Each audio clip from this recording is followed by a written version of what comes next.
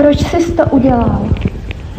Chtěl jsem vyjádřit nesouhlasím, co se děje a vzbudit lidi. Vzbudit lidi jsi chtěl a vyjádřit nesouhlas s tím, co se děje. Jo, A s čím konkrétně? zapálit se. Zapálit se. Vy jste se tak dohodli s někým?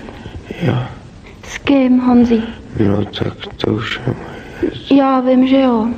A je vás víc? Právě jste slyšeli úryvek z nahrávky, který pořídila doktorka Zdena Kmuníčková s popáleným Janem Palachem den po jeho činu, tedy 17. ledna 1969. Takto ochraptělý je proto, že hned po zapálení vdechl horký vzduch. Ten mu poškodil dýchací cesty. K upálení se uchýlil za účelem probrání veřejnosti z pasivity, s jakou se směřovala s omezováním svobod.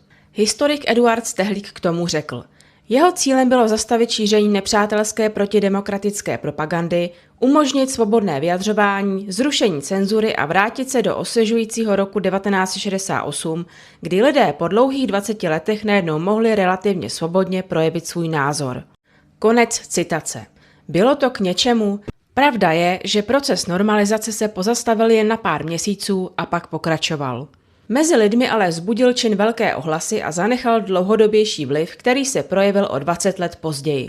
Při 20. výročí jeho smrti v lednu 1989 totiž proběhl tzv. Palachův týden, tedy série demonstrací, které bývají označovány jako jedna z předeher sametové revoluce.